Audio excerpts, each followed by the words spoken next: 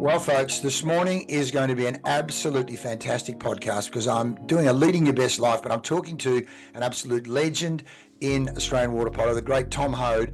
And I'm going to save Tom some time because even though I know, can talk about himself, and we're going to really delve down into the Kaizen mindset and what it takes to be a champion in water polo. Just so you know who we're talking to here, folks, I'm going to go straight to the Sporting Hall of Fame to talk about this guy, Tom Hoad, who I'm about to introduce you to, Order of Australia. Besides that, as it says, Tom's contribution to water polo is deeply ingrained he's fittingly called Mr. Water Polo. I know he's embarrassed and humble about that.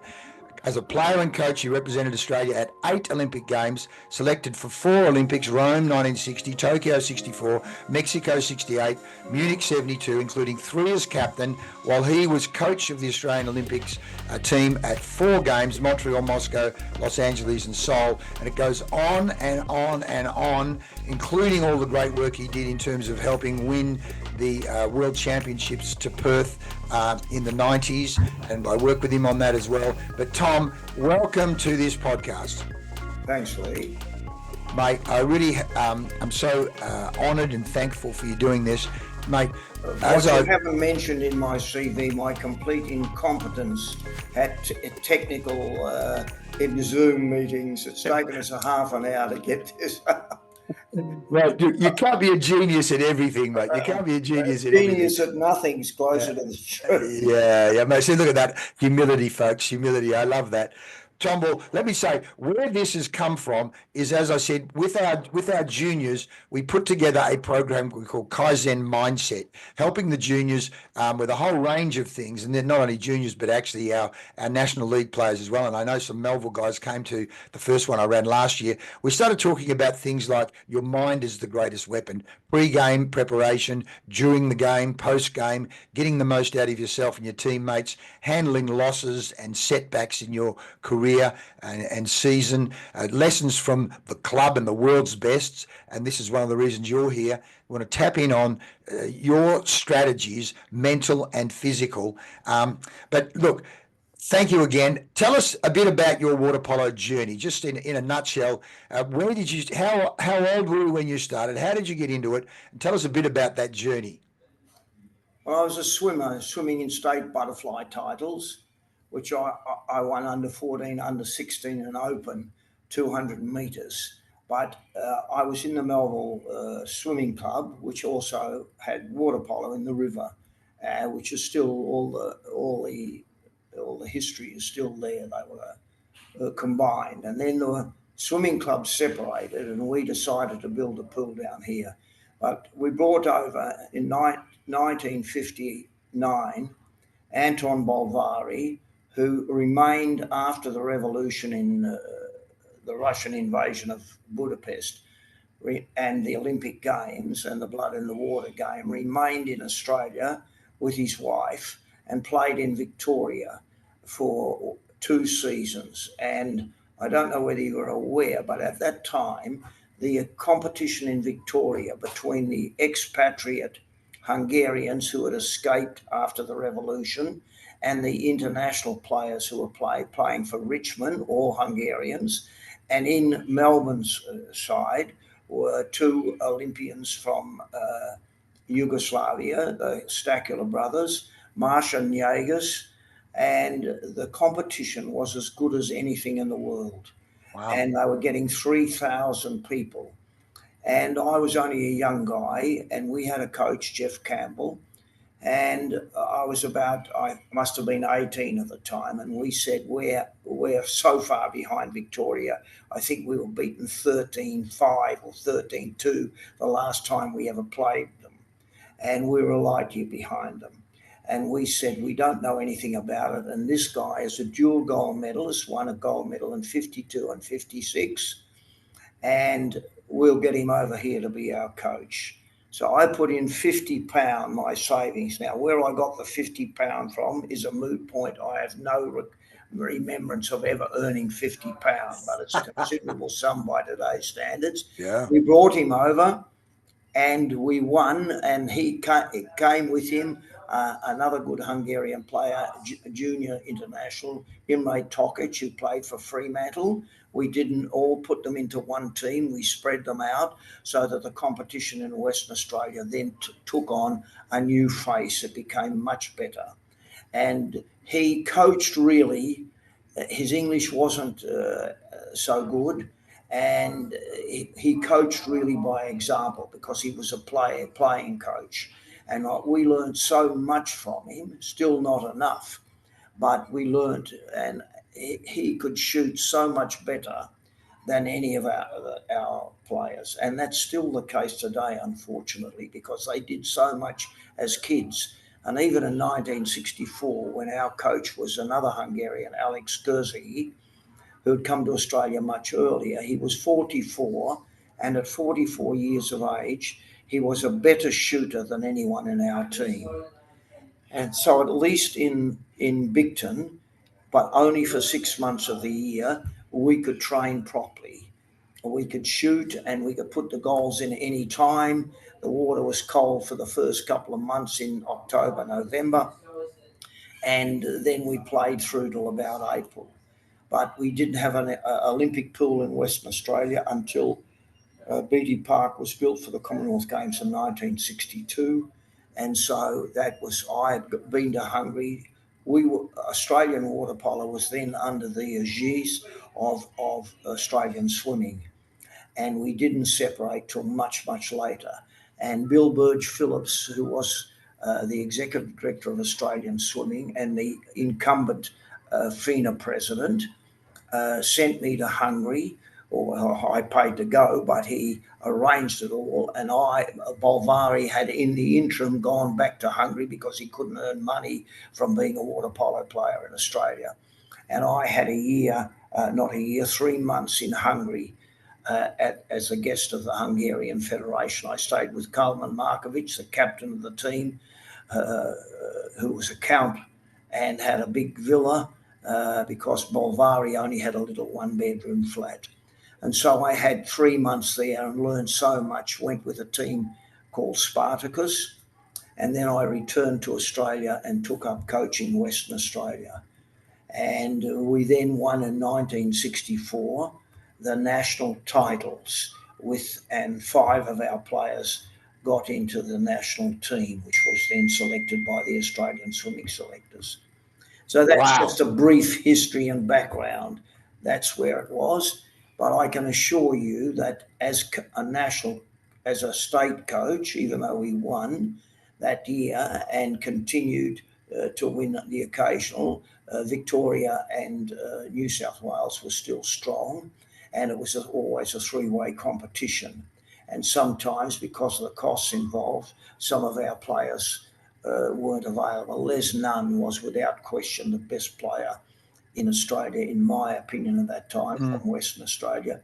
But he wasn't always available to come over to the national titles.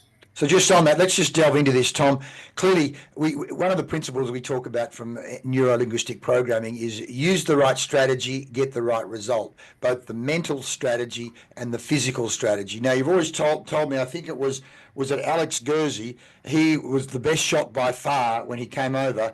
Just tell me again his height how old he was at the time. He was 5'4", so diminutive, also by our standards. None of us were that small, but he had fantastic legs, rose out of the water to his bathers, and shot the ball twice as hard as any of the national team.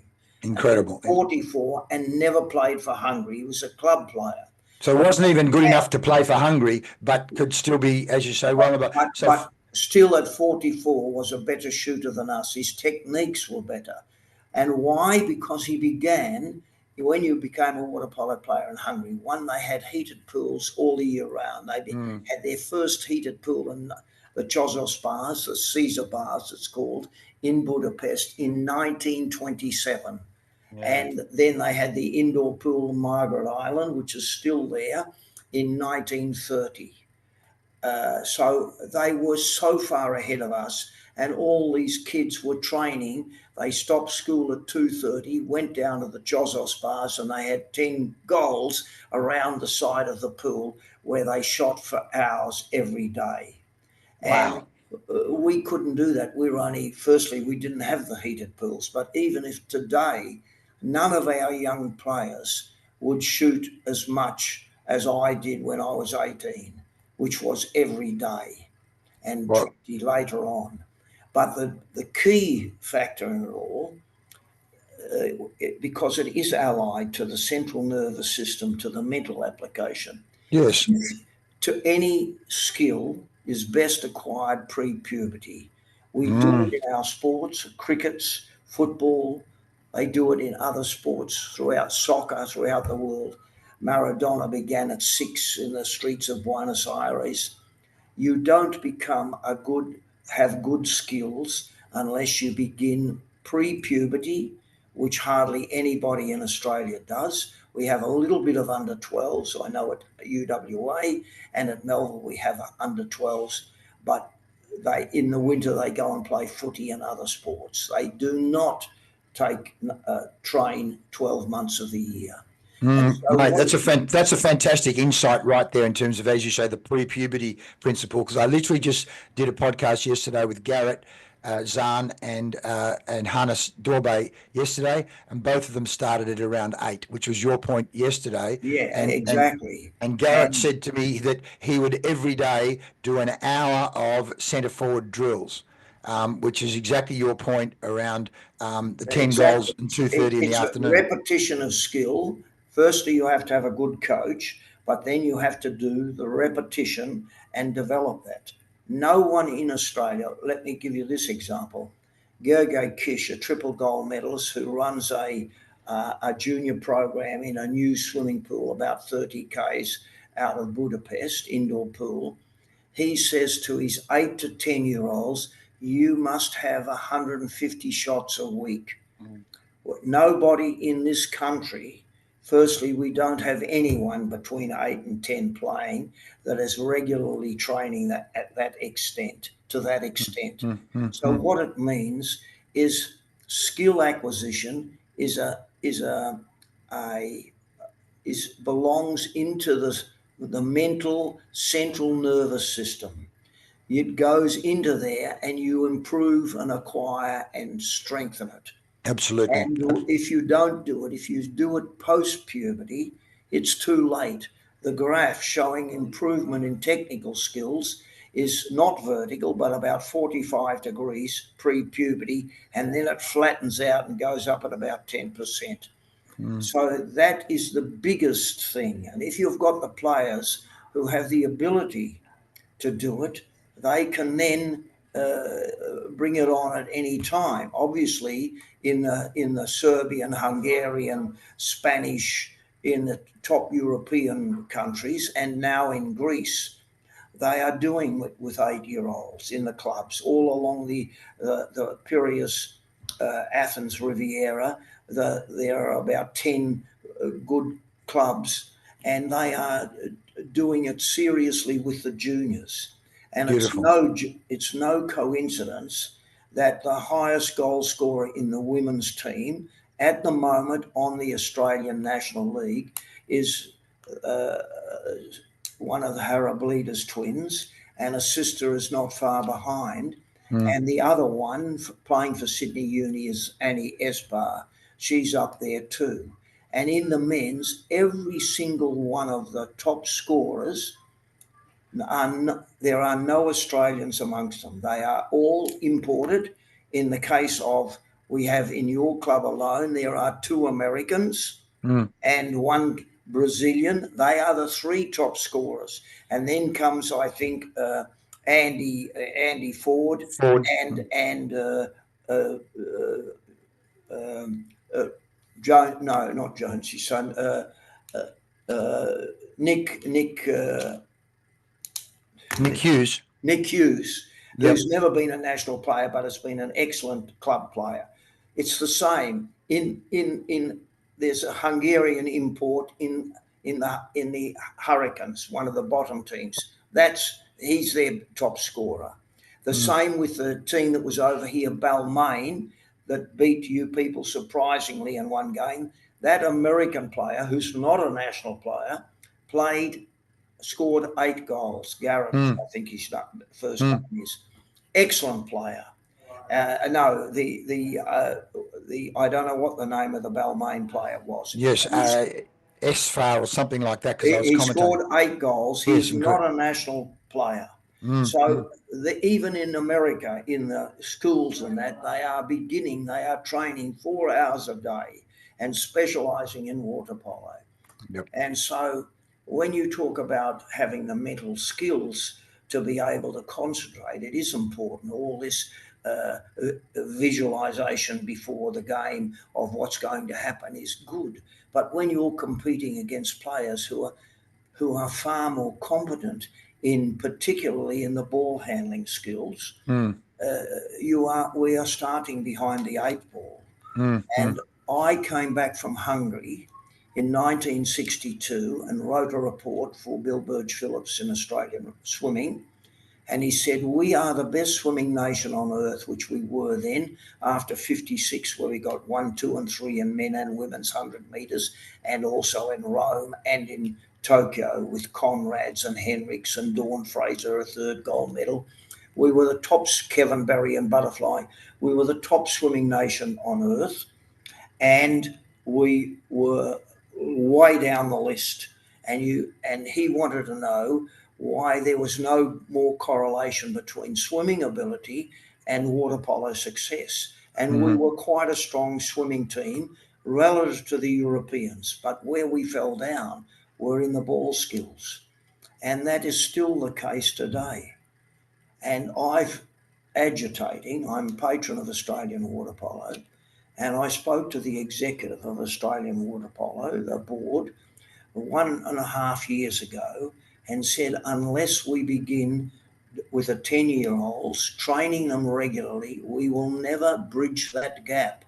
And we still haven't. Greece, for example, in all my time as coach, Greece never beat us in the Olympic Games, nor did Canada. And you saw that Nicholas, the Canadian player playing for Wes, he is the highest scorer for Wes, and he shoots better than any Australian, a Canadian, and we have never been beaten by Canada. The second highest scorer at our club is an Iranian, and he told me he started when he was 6. We have a Canadian also here, Rue, who started when he was 6. So, I feel as though I'm repeating myself ad nauseum, and the people don't understand what the difference is. And until we do that, we will never succeed, despite our swimming skills. And Australia is a great sporting nation. And, at my club where I am now, I get off the bus and there is an oval where you can go and kick a footy any day of the week. And every day of the summer when I got off the bus, in most cases, most days, because it was the school holidays, there was a father there at the nets, which are free of charge on the oval, 2 cricket nets, where he was bowling a ball to his son, teaching him the fundamentals and the rudiment skills of cricket. So we do it in our other sports, but we have resisted. And I blame the executive of Australian Water Polo for not understanding the point and realising. And it's the same in the women's. The best, if you go through the women's results so far in our national lead, all the highest scorers are from overseas, including from Cronulla, the girl who played for Australia, but she wasn't in the USA national team, Djakovic or something similar. So, and even Bronwyn Knox is still the highest goal scorer for the team that came over here, and Kitty Hearn, who came over last week. And the old players are still good. And this is because they've done it. It's repetitious, and they've got the experience and the mental strength to Well, we're talking high level right now in terms of, as you say, there's a great principle we say is the ecosystem. The forest shapes the tree. That the ecosystem you grow up in makes all the difference. And if you take, let's just take Maggie Steffens alone, her father playing international water polo. The same with Hannes, his eldest sister played water polo and swam, so she was a role model. So the Ford family, you take George and Andrew Ford, the ecosystem, and I suppose particularly down at Melville, you've got the Neesham ecosystem. So if you once you go ecosystem, and again we've talked about this, Croatia, I think you said there's how many goals, because everywhere you go around those 100 goals donated by the federal government to the Water Polo Federation of Croatia along all the Croatian coastline. So even the kids, for example, there is every year Fatovic has a Cap 7 foreign coaching course at a little place called Savtat, which is a beautiful little village just south of 20 k's out of Dubrovnik, right near the Dubrovnik airport. Is that your phone? Is that your phone? Yeah, it's my. I'm going to just mute it. Put it. Yep. Yeah, and so those kids were in the water. Firstly, they have much longer school holidays than we do. They go from memory in Croatia. They begin in June 6th or 10th or something like that. Tommy, can you mute that? Is that possible? Mute that phone? Yes,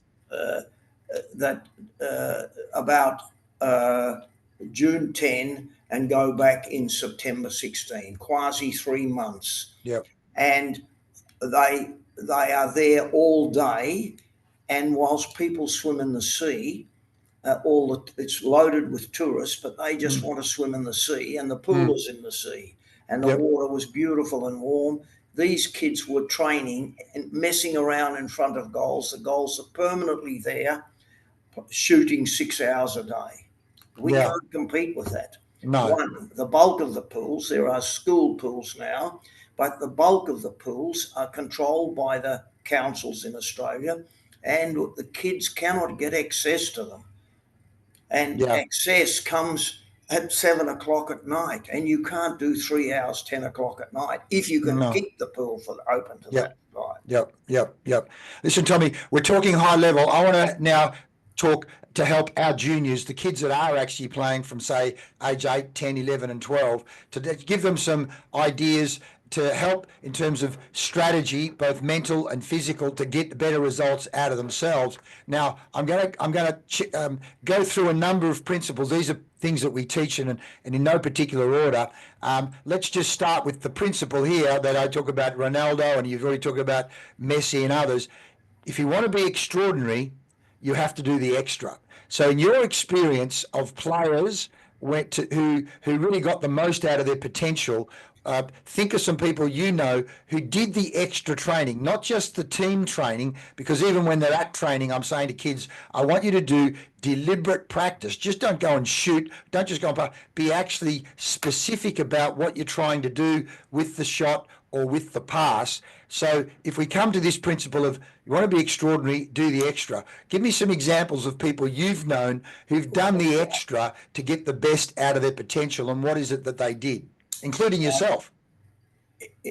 One, I was by international standards. I think I've told you, and I'll just briefly repeat it, that when I was in Hungary, they only played 11 players in those days. There was one player, Garbi, who became a referee, whom I would have said I was a better shooter than he was.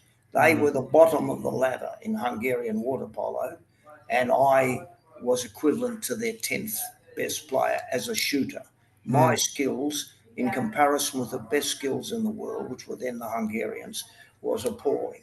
Now, in my time as coach, Charlie Turner and Chris Wybrow, and maybe even others, Andrew Kerr, not to the extent, they began early, and Charlie Turner and Chris Wybrow, together with Charlie's brother Michael, who was a goalkeeper, shot every day in Adelaide in cold water pools and put the extra time in at 10 years of age. And they were Charles was in his day, and Chris Wybrow were equivalent to any of the good international shooters.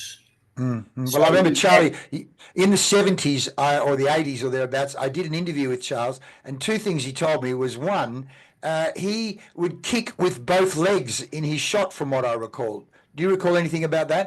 yes, he had a sort of a frog kick that rose from the water, and a lot of the Europeans use that. They do instead of a scissor kick, they do a frog kick and come up and kick on the way down singly.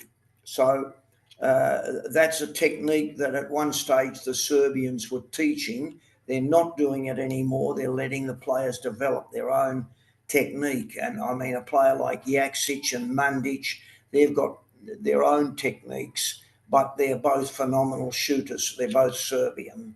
Yep. And these individual skills they've developed doing extra work in the pool. There's no Yep. question about that. And let's So just I talk. had to. Now, in our day, and I didn't coach him, but he's one of the best players in the world, and the best Australian player has come from our club, Aaron Younger, who's still playing in Recco. And Yep. it is a great pity that we haven't been able to convince him to come and play for Australia in the last two Olympics. And the next player who I did have a lot of influence on, because I coached him in under 14s, under 16s, under 18s, when we won, then our club won the national titles in those age groups. And Pavlard was a result of that. And he didn't begin as early as Charlie at 10, but he had a very long limbs and good potential from day one. And Mm-hmm. he's the best player in our club and is going back for a professional career next year in Pro Recco, and he'd been playing in Barceloneta with Elvis Fatovic for the past couple of years. Yep. Yep. He's a great Australian player. Yep. We hit both of them. So let's delve down. Charlie Turner. Let's just take Charlie Turner, Aaron Younger, and Pavlard. Let's talk about them for a moment. Not only you've talked about the extra that they've done. Let's just talk about this next one, mind control. Because when I spoke to Charlie way back then, I talked to him about his mental approach to the game. He said, "Lee, let me tell you, I see the game as a blank canvas, and I have the paintbrush." And I've gone, wow, what a paradigm. In terms of what does that say versus I'm in the game, I hope I play well. That's a completely different mindset. So let's just go through things you've noticed or heard players say, or even yourself, in terms of mind control and approach to the game, whether it be Charlie Turner, Aaron Younger, Luke Pavlard. Yes, that has to be some sort of symbiosis between the coach and the player to get them in the right frame of mind. I was criticised, let me tell you, with some justification as a coach that my pre-game talks were too long and too technical. Mm-hmm. I spent a lot of time, because it is an important aspect of the game, on extra man attack and defence. And I think with the great wisdom of hindsight, the boys might have shut off a little bit because they knew it. They reckon they knew it off by heart, but I'm not sure that they did. And so that could have easily been my fault. But nevertheless, we did have good extra man attack and defence moves, I think, in the period that we were playing. Now, Charlie concentrated that. He was great on the he knew we had moves where Peter Montgomery, who was an excellent passer of the ball, he used to slide in. They'd do a screen on the outside and then slide across the front. He concentrated on that like glue. He had that. He knew it because he could score a goal. And so that was in the defensive aspect of the game. He wasn't as conscientious as he perhaps could have been, but he was a great attacker. So he concentrated on that. But I think now, and as you leave, I wasn't a great defender either, if I may say so. And that's not being in any way modest. I wasn't a great attacker by international standards.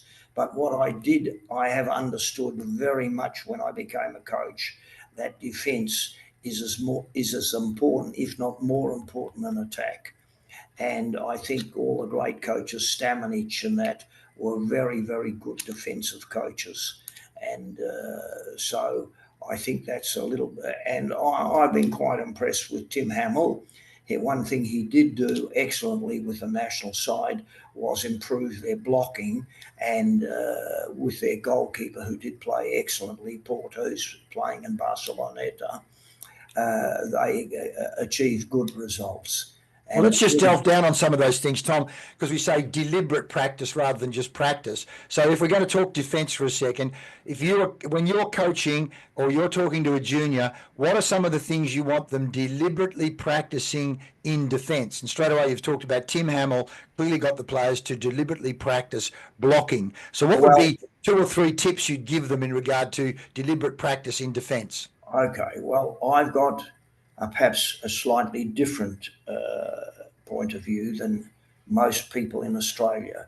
I believe with the shortening of the pool and the reduction of the attack time, but down from 30 to 25 seconds, and the extra man down to 15, you haven't time for long passes and great schematics in extra man attack and defence, and you should be playing press because the number of turnovers has increased roughly about between 20 and 30%, depending upon the games for both teams. And both teams have more opportunity to score a goal than ever before.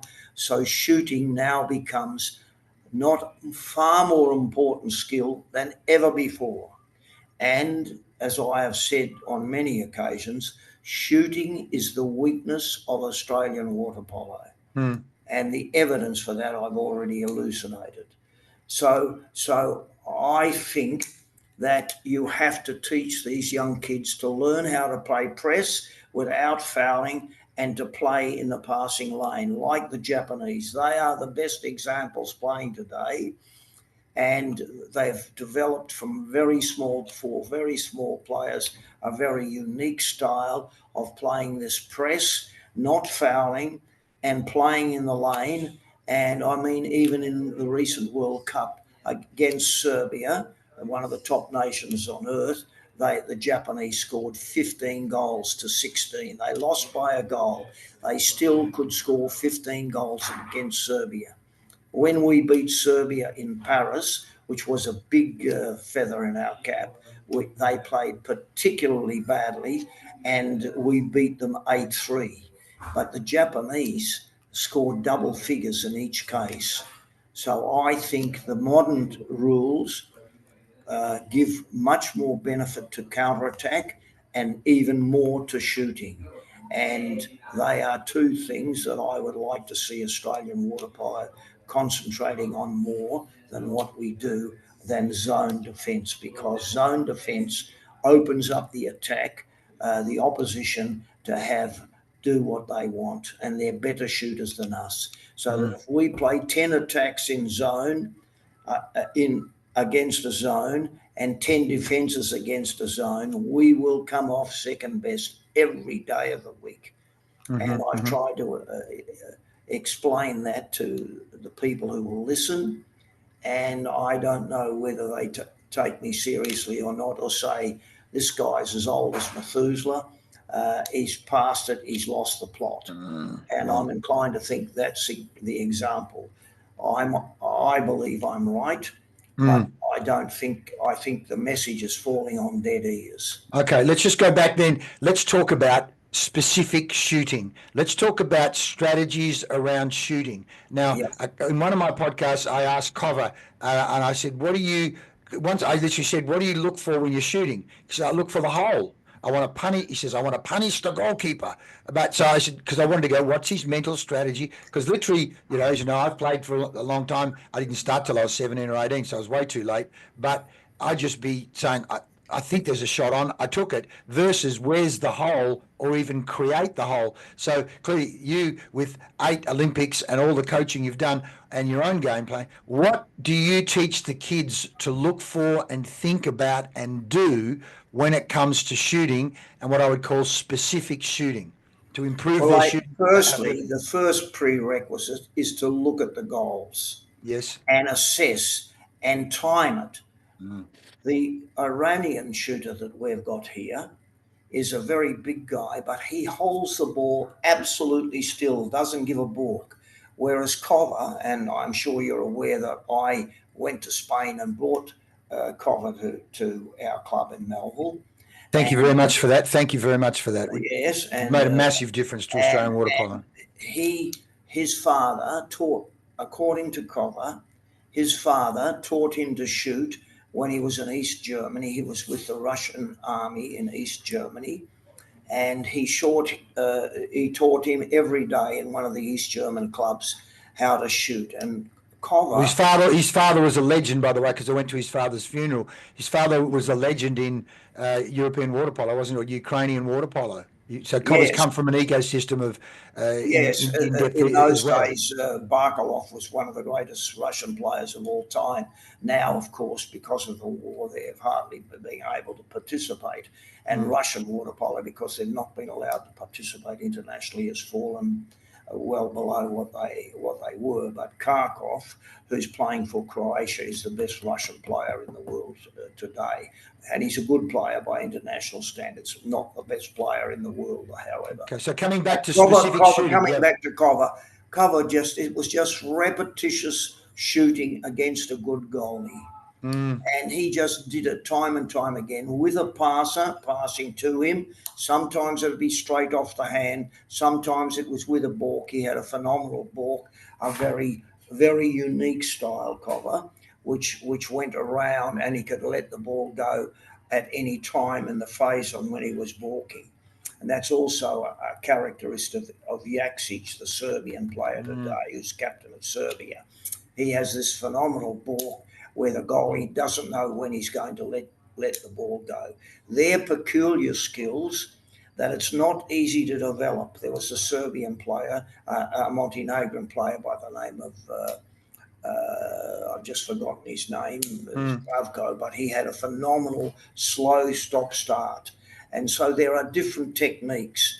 And I don't believe in just saying this is the only way you can throw a ball. A great player in the 60s, Ivo Sipsi from Split, was 6'7", and used to throw it like a rock around, not over the head, but round on the side. So there have been many unique styles in throwing, and it's not one size fits all. So the important aspect is that they go and regularly get good shooting with just one or two players against a good goalkeeper. And Charlie Turner did that, and they've all done that.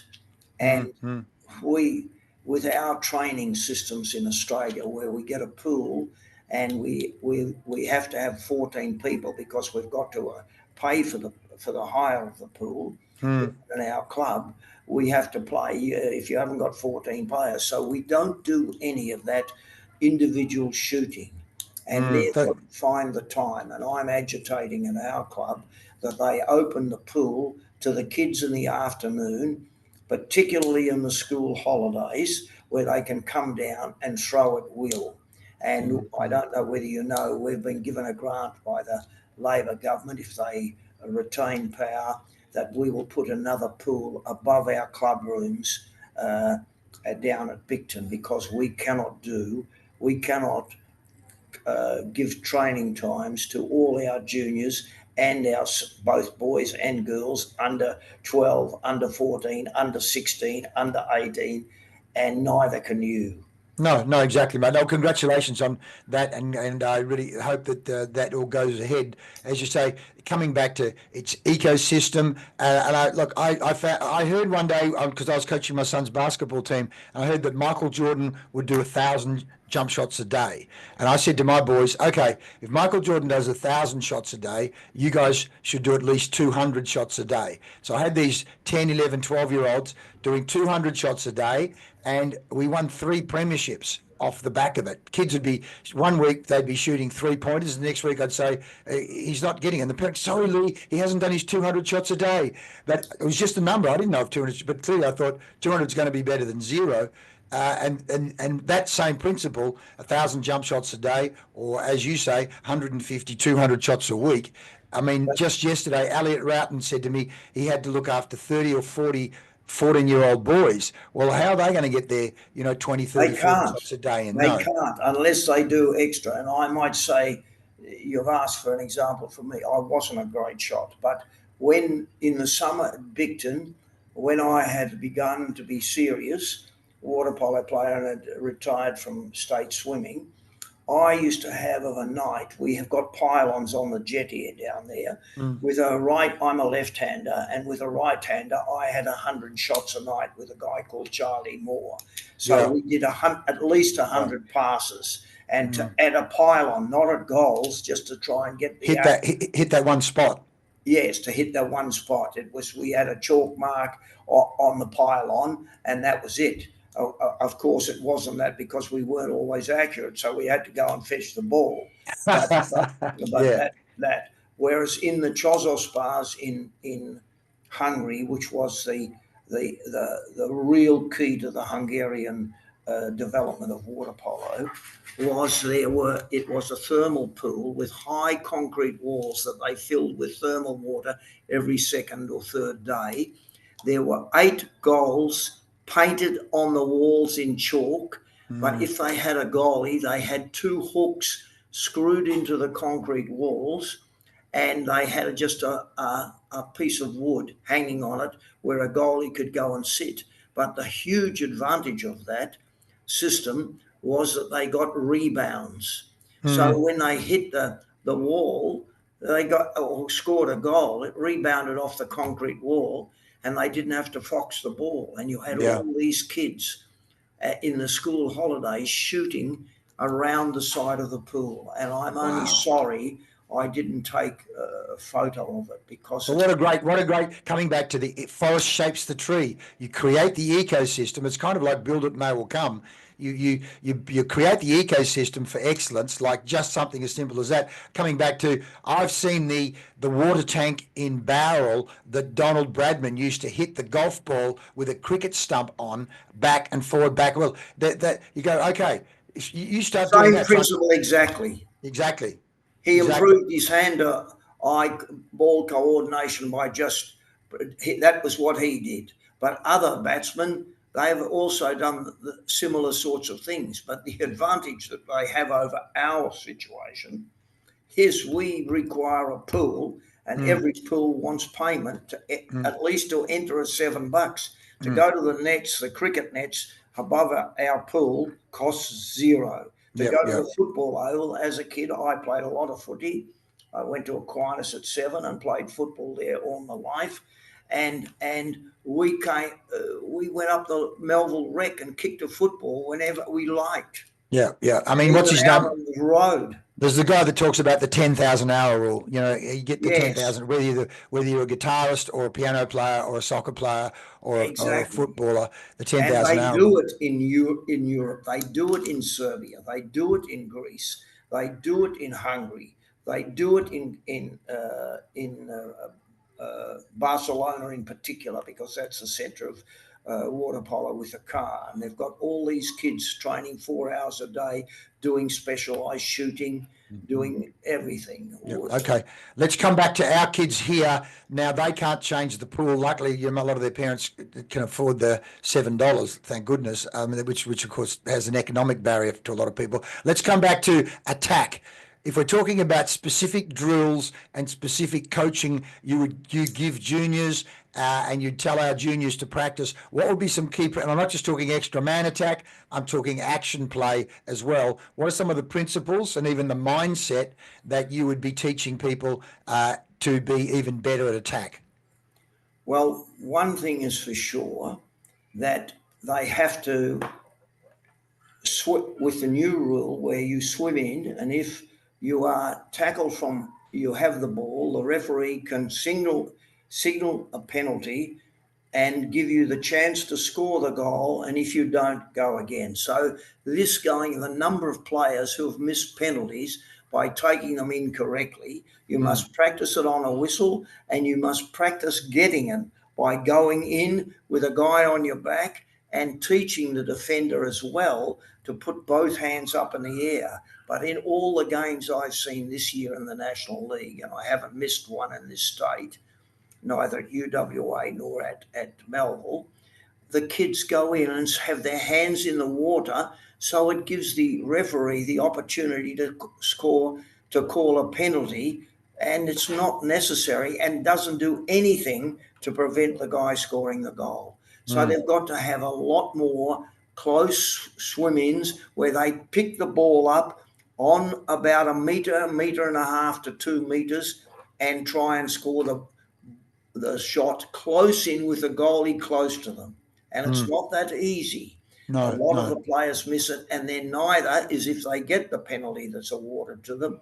The direct shot on the whistle from 5 metres is something that needs to be practiced time and time again. And I believe that at the end of every practice, everyone should have at least 5 to 6 shots on the whistle. Penalties. Yeah. Brilliant. I talk about BDA, before, during, and after games. Let's talk about preparation, both, let's say, in the morning of and in the hour leading into the game. What are some of your recommendations, both physically and mentally, the player does in, say, it could even be the 24 hours in terms of eating, clearly alcohol drinking, the 24 hours and then leading into the warm-up pre-game? What are some of your recommendations and observations of the greats? Well, I think you have to be not cavalier about any game. You've got to prepare yourself psychologically and mind repetition before the game is proven that it works. But, that depends. Do you mean by mind repetition? Just explain that for people. When you say mind repetition. I mean to imaginary situations, do mind rehearsal of where you happen in the get game. this position on that position, so that you go through it. It's as good as doing. There was a drill which is very interesting, and I'll explain it to you. In the Americans, when they were testing accuracy of throwing a dart at a dartboard, there was some study which I've got written down in one of my books, which I did for FINA. They divided the dart throwers into 3 categories. One group, they were all of equal quality, and they divided one group who went home and practiced throwing every night for 15 minutes at the bullseye. The other group did nothing, and the other group went and did mental rehearsal, throwing an imaginary dart at an imaginary dartboard. Now, that requires enormous mental concentration to do that for 10 minutes. And when they looked at the improvement, the group that did nothing for 3 months didn't improve their accuracy on the dartboard at all. The group that practiced every day had 100% improvement. I don't know to what extent the improvement was. That wasn't in the study. But those that hadn't thrown a dart, but had just done the imaginary throwing a dart at an imaginary dartboard, improved at almost 90% of the group that actually practiced every day, which showed to me the importance of the mental skills involved in accuracy in particular. Accuracy is a factor. Why does one player, when he picks up the ball and he wants to shoot it in the top corner, and another player also wants to shoot it in the top corner, but can't manage to do so? That is just repetition and work onto it. And not everyone has got equal ability at it. Accuracy is a very fleeting concept in water polo. Some people have it naturally, some don't. Well, let's just talk about this for a second. Just the other day, because we come back to mental strategy and result, and obviously physical. Lily, our Hungarian import, she's a left-hander, and she was in the extra man position on the top side, top of the key in extra man. She took one shot, and you can see she doubted herself. In my mind, she doubted herself, and she missed. And the second shot, she got it. And I said to her later on, because there's a principle in a book called The Inner Game of Golf, Tom. The Inner Game of Golf, the Inner Game of Tennis is performance equals potential minus interference. So if you have 100 units of potential, but 50 or 60 units of interference, you're in the. But if you can reduce the interference, you immediately improve performance. And I said to Lily, what was going through your mind in the first shot? She said, well, I knew we had double extra man, and I thought, should I pass it back down to the corner or should I take the shot? I said, interference. What was going on the second time? She said, well, it was the normal 6-on-5, and I said, I've got this. I said, there it is. Yes, I understand what you're indicating, and that's a classic case. And I mean, talking about the golf that you just mentioned before, Tiger Woods is the greatest example on earth. That his phenomenal ability didn't come from nothing. He started at such an unbelievably young age, developing the skills with somebody coaching him. I think His dad was at SAS, I remember, and then the father, if you remember, there was shots of him as a kid, the father standing about 10 or 15 metres away saying, hit it over my head. In other words, if he hit a bad shot, he was going to hit his dad in the head. So talk about repetitiveness, playing under pressure, or let alone Beethoven and some of these guys. Their father was a music teacher, had him playing at the age of like 2 or 3. So it comes. That would be risky because I as a kid got a stock whip, and I practiced cracking because I'd seen at the circus cracking a cigarette out of somebody's mouth, and I'd been practicing on the garden fence, and then got my father and said, because he was a smoker, and I said, hey, I'm going to crack it out of your mouth, and I cracked his nose. He grabbed the stock whip and threw it in the bin. That is high risk behaviour, very optimistic. I think we could have to say you're a born creative thinker there, Tom. Let's talk about getting feedback from coaches and asking coaches questions and building a great relationship with the coach. The Kaizen mindset, the sigmoid curve says we're also a team is somewhere on this curve on the way out, plateauing on the way down. A player is somewhere on this curve, and the name of the game is what do I have to do to move to the next level? And so from a coaching point of view, the player, a good player, a smart player, is asking the coach, what do I need to do to go to the next level? What's been your relationship with players in terms of ask the coach, getting feedback, receiving feedback, being proactive with the coach to go, coach, how do I get better, versus people arguing with the coach, thinking no more than the coach. Let's talk about healthy, positive, Kaizen, continuous improvement coaching relationships. Tell me some of the stories or your experience. Obviously, you have to have a coach that you think you can learn from. For example, the person I spoke about, Alex Kurzicki, who coached us in 1964, used to say, use the widths of the pool. No one understood. I didn't either, but I later did. I understood. I found out years later when I was in Budapest, and I had a headache because I had a violent headache. I'd flown with the flu and got right up into above the eyebrows, and I was in agony. And I lay down on the side and watched, and I finally understood what Alex had been talking about, but he couldn't explain it to us. So the first criterion is the coach must know more than the player, or the player is wasting his time to asking. That's the real issue. And I'm not sure. I've looked at a few of the coaches in the National League, and I'm not sure whether that would apply to everybody. I'm very impressed with Slobo, who's coaching UWA. He's a good coach.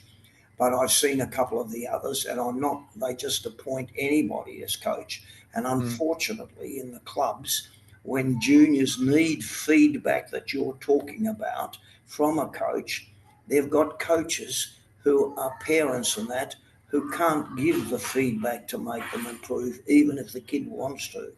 That's one of the problems that I foresee within the Australian water polo hierarchy. It's not the case in Australian rules football, because everybody thinks they're experts. There would be 1 million footballers who could give young players great advice. 1 million in Australia. But in water polo, there aren't that many people who have the intimate knowledge of modern day water polo and an understanding of the historical development and where improvement can be. And so that's one of the. I think if you've got a good coach whom the players respect, they should all ask for feedback. But the other thing is we are amateurs, and when a game finishes here at 9:30 or whatever it is on a Saturday night, it's difficult. We don't even have film feedback. In Europe, they're professional players, so the next day after a game, they sit down with the coach, they replay the whole of the game point by point, and he gives feedback with the aid of the video replay. So Brilliant. these are one of the things. So we are still, by international standards, very, very amateurish. And certainly junior coaches. We have our junior program, as you know, up at HBF on Monday night, or whatever it's called now, and I don't think it's called HBF Yeah, anymore. High Performance Centre. Yeah. High Performance Centre, and no junior team in this state would get any video playback. We are not doing, even you. I know. You're one of the girls that came over with Balmain was from Como, and I know her father very well, Martina Romano, and he asked me to look at his daughter and tell him when it was being replayed. But it was done on just one person's camera, Damon Charles's camera, and on Claudio's here, and then put up. And it's not by any standards professional quality of video for kids to get enough out of it. In fact, he complained that he couldn't see his daughter in the pool. Yeah. Yeah, well, as it works out, based on that, talk about feedback on feedback. Burke, the Turk guy that's come over, he has used a different camera, a digital camera, which Ray used with the girls on Tuesday night. So it's because we said the Facebook camera is just almost a waste of time. So you're talking specifically, as you say, not only we've talked about pre-game preparation and we've talked about defence and attack in terms of during. Here, as you say, straight away, that rule, that system of film feedback day after, break the game down. I know Damien did it with our girls a couple of years ago, stopped it. Girls, why are you here? As I say to Ray, the camera doesn't lie. I remember at one stage someone asked John Buchanan, who people challenged as coach of the Australian cricket team, although they did play well, said, how can you teach Justin Langer or some of the opening batsmen how to be a better batsman? He said, I don't. I videotape them and they can see it on the video. The camera doesn't lie. And so, as you say, it's such a powerful. That's right. It's almost a teacher. You just say, here's the evidence. Look at it yourself. This is what you did wrong.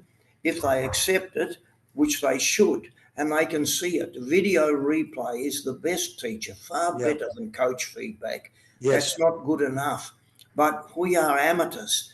Everyone in this country, I mean, there's a few clubs with professional coaches of some quality, but we are by and large, with our coaching of the juniors, total amateurs. Yeah. And no one would do any feedback. So the kids are learning nowhere near as well as their counterparts in Europe. Well, I tell you, when I was coached, I had a master's degree in this and spent 40 years trying to get half good at it. And I used a principle from Galileo. He said, you cannot teach a person anything. You can only help them discover it inside themselves. So I would, even as 10 and 12-year-olds, go, boys, what did we just do well in that half? Well, the first time the kids went, what? I don't know. Within a very short period of time, they go, we went wide, we passed back. They can start to tune in on what they did well. No, that's right. And the same with defence. That's the best we can do in Australia. Yeah, get them to start being conscious themselves, because then they can start to coach each other on the field. They can start to take responsibility on the field. But the other thing there is, I talked to Cover about this, and he said, I don't want to do a debrief after the game, particularly if it's a loss, because people are so, I prefer to do it the next day. But I said, some feedback's better than none, of course. And even then, I suggest to coaches, don't tell. Ask them first. Elicit the feedback. The word education means educare, educe. If you can educe the feedback, you don't have to know. I mean, clearly, you can then build on their feedback rather than some coaches, the John Todds of the world, think they can just yell and abuse people for 20 minutes and think that somehow it sticks. But So this whole feedback mechanism, Tom, is critical. Comments on what I've just said. Yes, well, I'm sure that's the case. And I can tell you in all my coaching career internationally, we didn't even have anyone that took cameras, films. There were no No, most times. films. You had to go back. Olympic Games were televised worldwide, the games, but we had no access to them. All that has changed now. They've got every modern team has a photographer, specially to video, and someone with good skills of explaining it, and the coach then joins in. Yep. So, I mean, things have advanced. So don't get me wrong. I'm not saying things were perfect in my time. In fact, they were certainly not the case. But in this country, firstly, the players next day after a Saturday game or Sunday game, they go to work or to school or to university, and the coach is probably out earning his living. The opportunity, and if the option is, do we have a training session of 1.5 hours or do we have a video session of 1.5 hours? A lot of them would choose the training session instead of both if we could have it. Yep. But Yep. it all boils down to it that we're not professional enough still in this country. Well, Kaizen, mate, I think that's the principle of how do we keep getting better and better and better. And clearly the feedback mechanism, both after games and during games, is critical. I'm conscious of your time, Tom. I'm just going to go through some of my notes here. Everything from, as you say, that Hungary trip and you going with Spartacus and this fantastic history you've given. Talk about 3,000 people seeing games at that in Melbourne after 1956 is incredible. The ecosystem, the goals again around the wall. We talked about the 10,000 hour. We talked about film feedback the day after. The 100 passes, 100 shots a night. The pre-puberty skill acquisition, pressing without fouling, the blocking, playing in the lane, when to let that ball go. I said to one of the guys the other day, now that there's YouTube and you said there's so many different ways to shoot, there's no one particular way, the kids can actually look at YouTube and see how some of the greats are doing it. And I mentioned to Hannes the other day, when you organised and I commentated the 1983-84 pre-Olympic tournament we did at HBF Stadium, and some of the goals we saw being scored by overseas teams, I went, what the hell? Is that even humanly possible? But in the next 2 and 3 weeks in local water polo, the standard of goal shooting went through the roof because people started trying those new ways that they'd never seen before. Thanks to you bringing that tournament, which of course then later on we had the world championships here, mate. But is there anything you'd like to say or talk about before we wind up today? No, but this year we've got a good opportunity because the World Championships are in Singapore. A lot of teams are coming here for preparation, men and women's, and in most cases, because of the proximity to Singapore, rather than fly the extra hours to the eastern states, we will get more than our fair share of international water polo. And I know that during the AYC, which is based in Perth this year, in April sometime, the qualification game between New Zealand and Australia men's best of 3 games will be held here in Perth between the 22nd and the 24th of April. I think the dates are, don't quote me, I might be wrong. I'm doing that off the top of my head. So, and then more immediately prior to the World Championships in Singapore, which begin on the 11th of July, Italy is coming, other teams are coming in men's and also in the women's. So we'll be exposed to a lot of international water polo. Even if it's in the winter, it's still better than nothing. Obviously, it's better in our summer because it becomes a better spectacle. When it's drizzling down rain, it isn't that special. But it's a great opportunity for the juniors and the parents and crowds to come and learn and study what the greats are doing, and then go away and practice what they're doing. Yeah, sure. Tom, I just want to say thank you so much for this incredible sharing. People who play water polo, coach water polo, study water polo, in the water polo ecosystem are going to love this. I'm going to share it with you. You can share it with your club to spread this knowledge far and wide. As you say, this is not just a chat on radio about the life of Tom Hoad. This is really, clearly we've had parts of that, which has been marvellous, but going into some of the detail that coaches and players can take and use. So, Mr. Water Polo, namaste.